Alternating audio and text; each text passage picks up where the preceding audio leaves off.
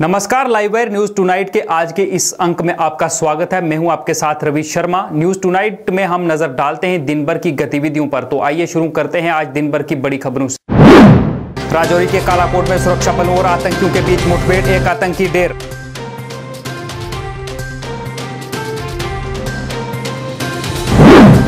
LOC पर पाकिस्तान की नापाक हरकत, संघर्ष विराम उल्लंघन में एक जवान शहीद, भारतीय सेना ने दिया माकूल जवाब। अमरनाथ यात्रा के लिए जम्मू में हुई पूजा अर्चना, यात्रा 15 जुलाई से शुरू करने की संभावना।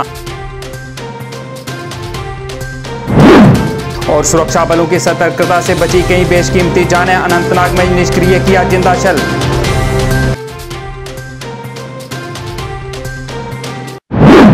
जिला राजौरी के अंतर्गत आने वाली तहसील कालाकोट के गांव म्याड़ी में हुई मुठभेड़ में सुरक्षा बलों ने एक आतंकी को मार गिराया। सुरक्षा बलों को पुख्ता जानकारी मिली थी कि इस क्षेत्र में कुछ आतंकी छिपे हुए हैं। इसके बाद सुरक्षा बलों ने एक तलाशी अभियान चलाया। जैसे ही आतंकियों ने देखा कि सुरक्षा बल उनके करीब पहुंच रहे हैं, उन्होंने सुरक्षा बलों पर फायरिंग शुरू कर दी। सुरक्षा बलों ने भी इस फायरिंग का जवाब दिया और मुठभेड़ शुरू हो गई। इस मुठभेड़ में एक आतंकी को मार गिराया गया है। वहीं अंधेरा होने के कारण इस तलाशी अभियान को रोक दिया गया था। वहीं आज सुबह एक बार फिर से तलाशी अभियान चलाया जा रहा है और सुरक्षा बलों द्वारा पूरे इलाके को घेर लिया गया है। इस बात की जानकारी डीआईजी राजौरी पुंछ रेंज विवेक गुप्ता द्वारा दी गई। The area is in total control of the forces which have cordoned it, and जो suspected area that's in the cordon, ये ऑपरेशनल मैटर है। That is the part of the investigation. We will investigate it, and if there is whatever conclusion we reach at, that shall be shared.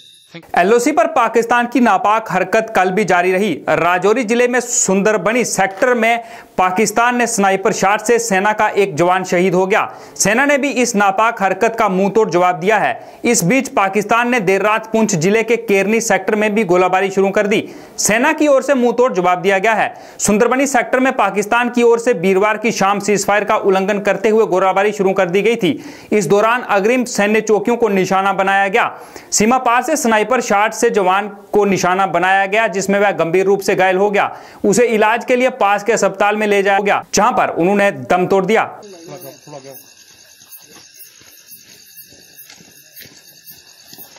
Shri बाबा अमरनाथ की वार्षिक यात्रा के लिए ज्येष्ठ पूर्णिमा पर आज जम्मू में पूजा अर्चना की गई। श्री अमरनाथ जी की श्राइन बोर्ड के तालाब तिल्लो जम्मू स्थित कार्यालय में पूजा अर्चना में बोर्ड के मुख्य कार्यकारी अधिकारी विपुल पाठक, बोर्ड के अन्य सदस्यों के अलावा बाबा अमरनाथ और बाबा बुड्ढा अमरनाथ यात्री न्यास के अध्यक्ष पवन कोहली, महासचिव सुदर्शन खजूरिया, विश्व हिंदू परिषद के कार्यकारी अध्यक्ष राजेश गुप्ता ने भी भाग लिया।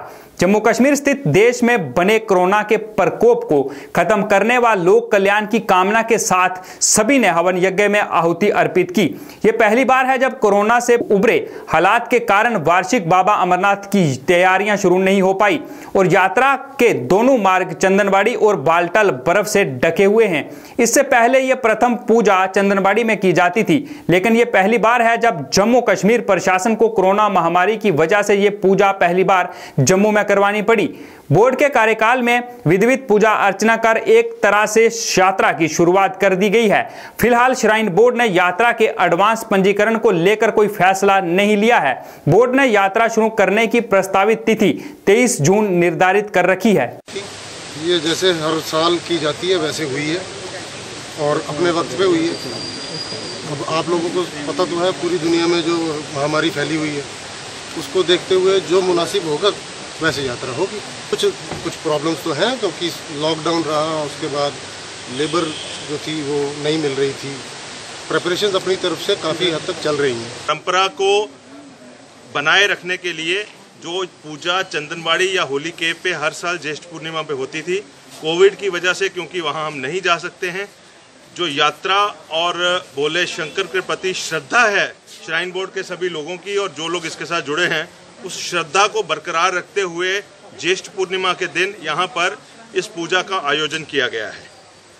और श्राइन बोर्ड से भी हमने आग्रह किया है कि इन गाइडलाइंस के मद्देनज़र, जो कि नई गाइडलाइंस केंद्र सरकार ने दी हैं जिसमें मंदिर तीर्थ यात्राएं सारी खोली जा सकती हैं, उनके मद्देनज़र अतिशीघ्र और जो बेस्ट पॉसिबल फैसिलिटीज दी जा सकती हैं, उसके मुताबिक यात्रा शुरू की जाए। अनंतनाग के कोकरनाग के हीलर इलाके में उस समय अफरा तफरी का माहौल बन गया जब वहां जिंदा शैल देखा गया। घटना की जानकारी मिलते ही सुरक्षा बल मौके पर पहुंचे और इलाके की घेराबंदी कर ली गई, जिसके बाद बम निरोधक दस्ते को मौके पर बुलाया गया, जिन्होंने पूरी एहतियात के साथ शैल को निष्क्रिय किया और कई कीमती जानें बचाई।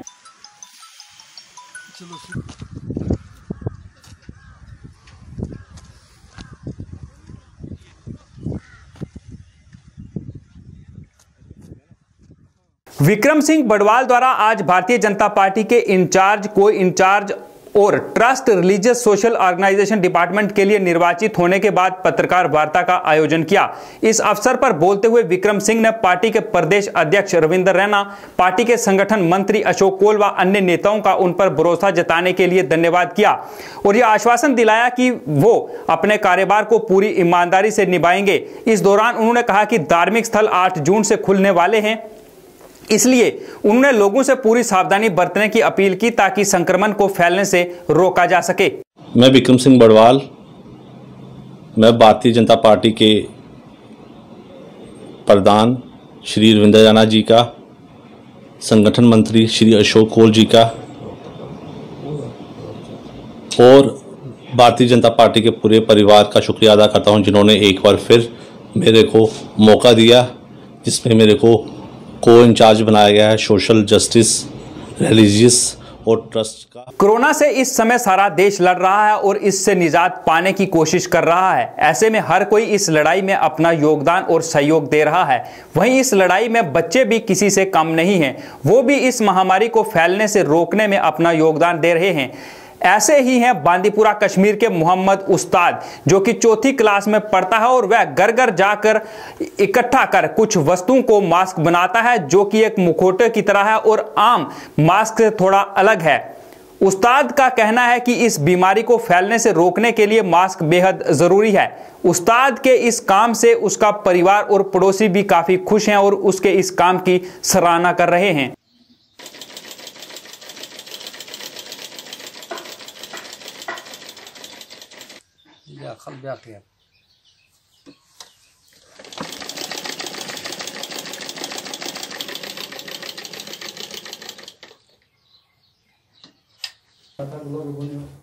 टीवी पे न्यूज़ आ रही थी कि कोरोना बहुत बढ़ गया है, तो मैंने सोचा मैं भी कुछ करूं। फिर मैंने मास्क बनाई और बच्चों में बांटी। इसमें आप मटेरियल कहाँ से लाते हैं? मैं जो हम बाजार से जिस बैग है जिसमें हम कपड़े वपड़े लाते हैं उसी से बनाए। कहाँ किन के घरों में आप जाते थे? मैं लोगों के घरों में जाता था और बैग मांगता था, फिर घर में बनाता था। आपकी मास्क में क्या कुछ खास है? उसमें डबल लेयर है और आई प्रोटेक्टर भी है। वो मास्क जो मेरा रिलेटिव है वो मास्क बनाता है और घर घर जाके बैग्स कलेक्ट करता है, तो घर में लाके वो फिर मास्क बनाता है बहुत डिफरेंट टाइप्स की। इसमें खास बात ये है कि ये डबल लेयर वाली मास्क है और इसमें आई प्रोटेक्टर भी है, जिससे हमारी आई सेफ रह सकती है। इसने बहुत सारे बच्चों में डिस्ट्रीब्यूट किया। पहले कोई बच्चा नहीं पहनता था, अब बहुत सारे बच्चे पहनते हैं। बिल्कुल, जो ये पॉलिथीन्स जो बैग्स आते हैं बाजार से, जिसमें कपड़े वगैरह या कुछ और चीज़ें जो बाजार से लाते हैं लोग, तो वो बैग्स जो है वो वेस्ट प्रोडक्ट ही होता है, तो लोग उसको फेंक देते हैं।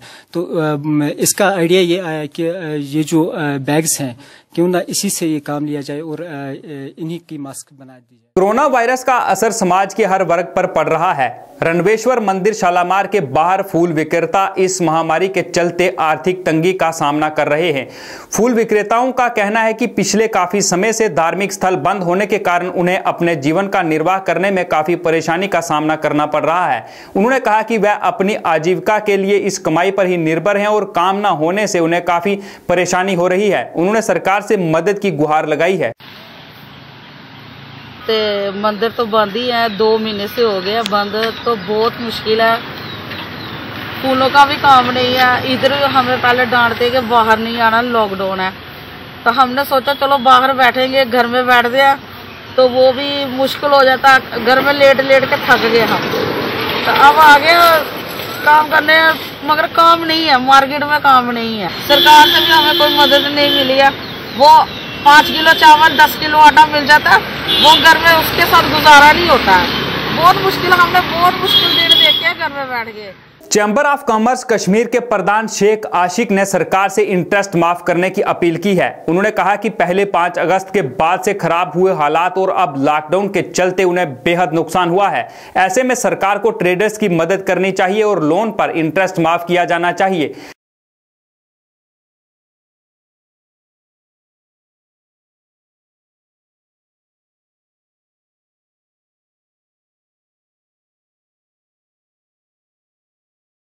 तो आज तक जो हमारी प्रॉब्लमें थी वो कोई समझ नहीं रहा था। जब हम चला रहे थे, हमने रिवाइवल जो प्रपोजल दिए आज तक वो लोगों को समझ नहीं आ रहे थे।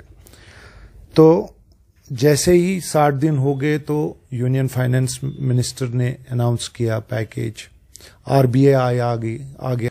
अभी गवर्नमेंट कश्मीर जो अभी पैकेज है, कॉम्प्रिहेंसिव पैकेज अनाउंस नहीं किया जाता, जिसमें लोगों को अगर 1 साल 1.5 साल का इंटरेस्ट वेवर मिलना चाहिए।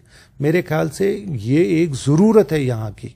और जो हमने 1, 2, 3, 4, 5, 6 पॉइंट्स दिए हैं कि गवर्नमेंट को कि यहाँ पे फाइनेंशियल जो इंजेक्शन की जरूरत है, ये एक टाइप का नहीं है, ये 5-6 टाइप्स पर हमने प्रपोजल दिया है गवर्नमेंट को कि कम से कम वो ये लेके आ जाए, लोगों के सामने आ जाए, ताकि यहाँ पे अदरवाइज आप कहेंगे खोलने के लिए दुकानों में आप देख लीजिए वो चहल पहल नहीं रहेगी। जब तक माल नहीं आ जाएगा, जब तक लोगों के हाथ में पैसा नहीं आएगा, तब तक बिजनेसेस रिवाइव करना बड़ा मुश्किल होगा। वहीं पीडीपी नेता मोहम्मद यासीन भट्ट ने भी सरकार से ट्रेडर्स की परेशानी को समझते हुए ट्रेडर्स के लिए विशेष पैकेज और लोन के इंटरेस्ट को माफ करने की अपील की, ताकि ट्रेडर्स को हुए नुकसान की कुछ भरपाई हो सके।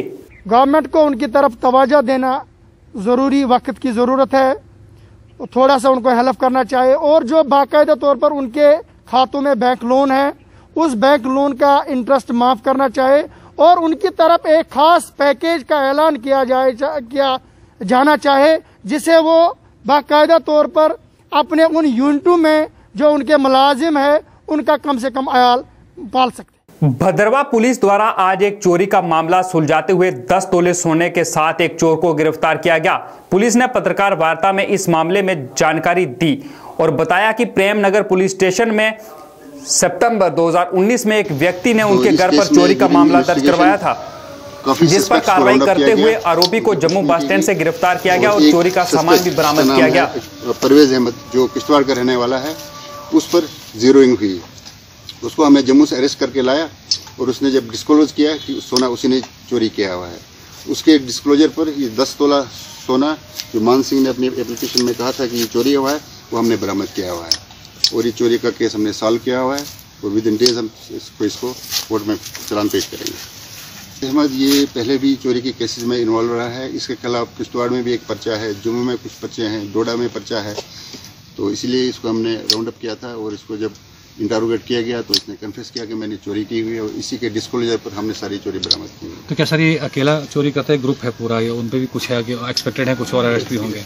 ये इनका एक ग्रुप है, हमने ग्रुप को भी पकड़ा हुआ है, लेकिन ग्रुप का सरगना हेड यही है परवेज अहमद। लॉकडाउन के चलते कश्मीर में आज भी किसी मस्जिद में जुमे की नमाज अदा नहीं हुई। लोगों ने भी प्रशासन के इस आदेश का पालन कर सहयोग किया। गौरतलब है कि कोरोना महामारी के चलते हुए लॉकडाउन के बाद से सभी धार्मिक स्थल बंद हैं।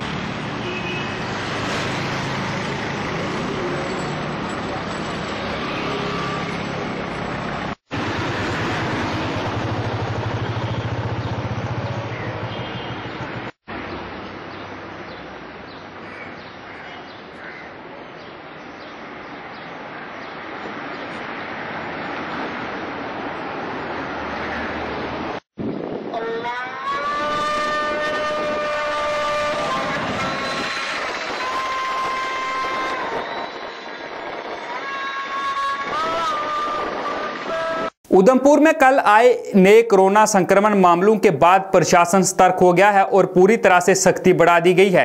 इसी के चलते आज उधमपुर बाजार में नियमों का उल्लंघन करने वालों के खिलाफ कड़ी कार्रवाई की गई। इस दौरान बिना मास्क के घूम रहे युवाओं के खिलाफ कड़ी कार्रवाई की गई और सभी से मास्क पहनने, सैनिटाइजर का इस्तेमाल करने और सोशल डिस्टेंसिंग बनाए रखने की अपील की गई।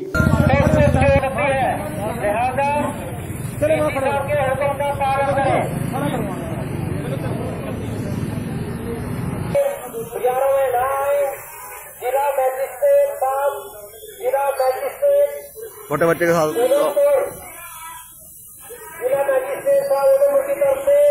सभी लोगों को सूचित किया जाता है कि सोशल डिस्टेंसिंग का सख्ती से पालन करें। सांस लेते वक्त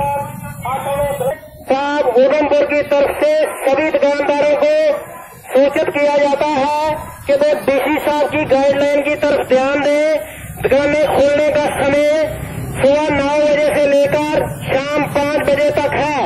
5 बजे के बाद अगर किसी ने भी अपनी दुकान बंद ना की तो वो डीएम साहब के ऑर्डर की वायोलेशन होगी और उसके खिलाफ सख्त कानूनी कार्रवाई होगी। शाम 7 बजे से लेकर सुबह 7 बजे तक कर्फ्यू होगा। सिर्फ लोडिंग और अनलोडिंग वालों को ही अलाउड किया जाएगा। उसके बरक्स अगर कोई शख्स घूमता पाया गया तो उसको 14 दिन के लिए एडमिनिस्ट्रेटिव क्वारंटाइन सेंटर भेजा जा सकता है, जिसका समय दुगना भी हो सकता है। बच्चे और बुजुर्ग घरों से बाहर ना निकले, बाजारों में ना आए, ज्यादा से ज्यादा समय अपने घरों में ही बिताएं।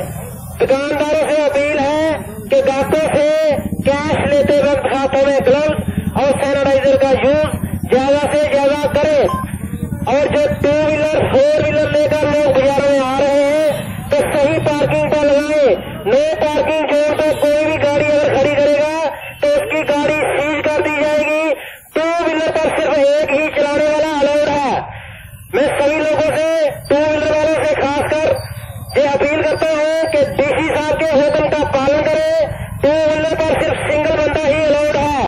All J&K retired police NGO and ORS forum द्वारा आज अपनी मांगों को लेकर प्रदर्शन किया गया। फोरम के सदस्यों का कहना है कि काफी समय से वो अपनी मांगों को लेकर प्रदर्शन कर रहे हैं, पर अभी तक उनकी मांगों को पूरा नहीं किया गया। उन्होंने प्रशासन पर उनके साथ भेदभाव का आरोप लगाया। उन्होंने जल्द से जल्द उनकी मांगें पूरी करने की अपील की। हम क्या चाहते हैं? इंसाफ के आगे। लिहाजा हमारे साथ जो डिस्क्रिमिनेशन किया जाता है तो इसको कम से कम दूर किया जाना चाहिए, क्योंकि हमारे जो बुजुर्ग लोग हैं आधे तो इस दुनिया से चल बसे, आधे बेचारे को बीमार बेडों पे पड़े। तो हमारे साथ जो जस्टिफाई जो इंसाफ जो होना चाहिए वो कम से कम हमारे जीते जी हमारे साथ होना चाहिए। लिहाजा दूसरी बात जो हमारे बच्चों की रिजर्वेशन है, हम लोग सारी ज़िंदगी ये जो खास करके महकमे में दी है और हमने बच्चों को लुक आफ्टर नहीं कर सके प्रॉपरली। तो हम ये चाहते हैं कि हमारा जो मसला है बच्चों का रिजर्वेशन जो कम से कम 10% कोटा जो प्रोफेशनल कोर्सेज और रिक्रूटमेंट में होना चाहिए। उसके बाद आज आपको पता ही है कोविड-19 में जिस तरह बाकी जो अदर डिपार्टमेंट ये इसके साथ बड़े मजबूती के साथ लड़ रहे हैं, तो हमारे पुलिस ने भी बड़े मजबूती के साथ काफ़ी हमारी स्टेट में काफ़ी जवानों की जानें भी तलफ हुई हैं और उनको बड़े लक़ब से याद किया जाता है। लिहाजा जब ये बात होती है किसी मुसीबत की उस वक्त बड़े बड़े लक़ब दिए जाते हैं। ये अब चलते चलते नजर डालते हैं आज के मौसम और तापमान पर।